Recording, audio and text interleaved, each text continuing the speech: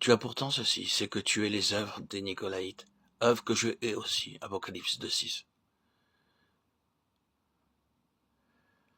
Le désir de Satan est d'introduire quelque chose haï de Dieu.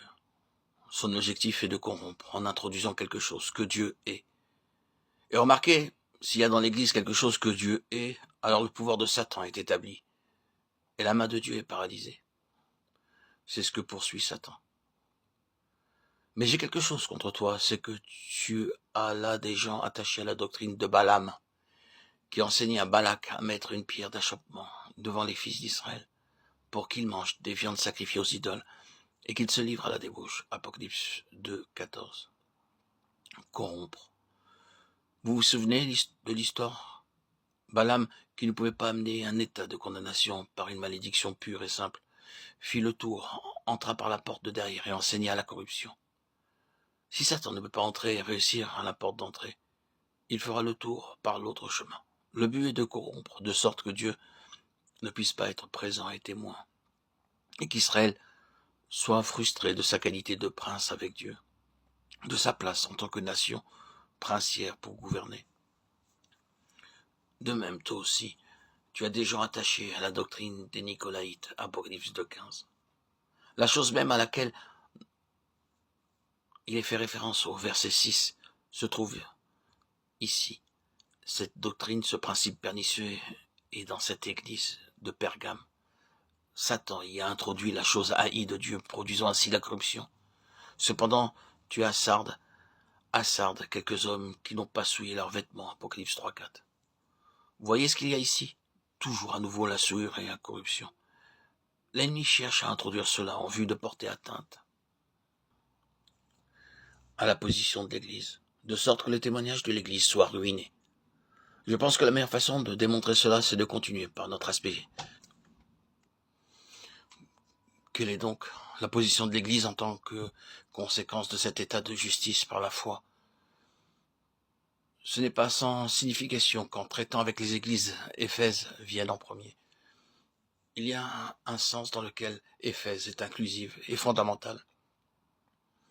Toutes ces églises en Asie vinrent à l'existence par le moyen de Paul.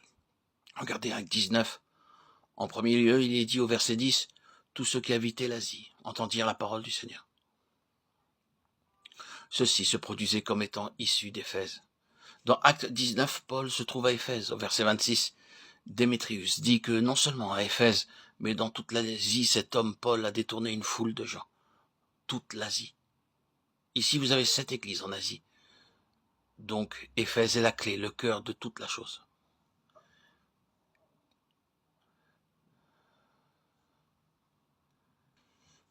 Quelle est alors la place de l'Église de façon centrale et suprême? C'est ce que vous trouvez dans l'épître, ainsi appelée aux Éphésiens, qui était une lettre circulaire envoyée aux églises, y compris celle d'Éphèse. Eh bien, la place de l'Église est montrée là, comme étant dans les lieux célestes en Christ. C'est la note qui retentit dans toute l'épître aux Éphésiens. En premier lieu, béni de toute bénédiction spirituelle dans les lieux célestes en Christ, puis assis avec lui dans les lieux célestes, puis le ministère dans les lieux célestes. C'est pourquoi les dominations et les autorités dans les lieux célestes.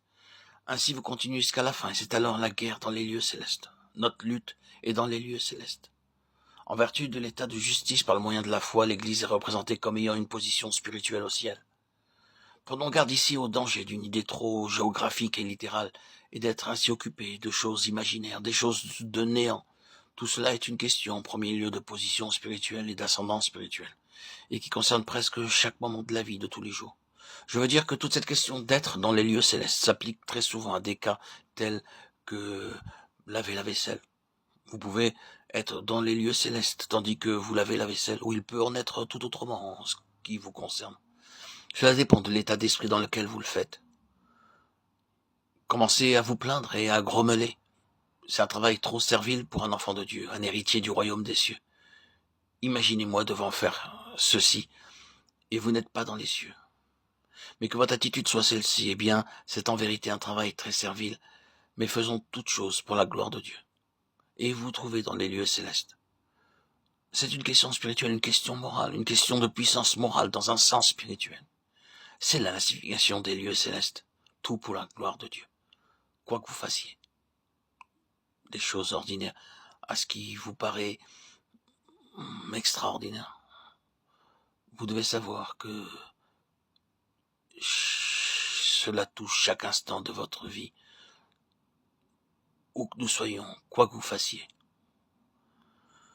Ne pensez pas qu'il vous faille échapper à ce corps mortel et être sur un nuage et vous envoler quelque part là-haut. Ce n'est pas cela, être dans les lieux célestes.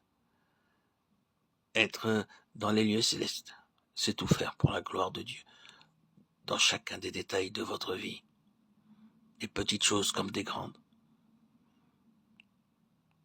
Tout consiste à vous décentrer de vous-même pour tout porter vers le Seigneur,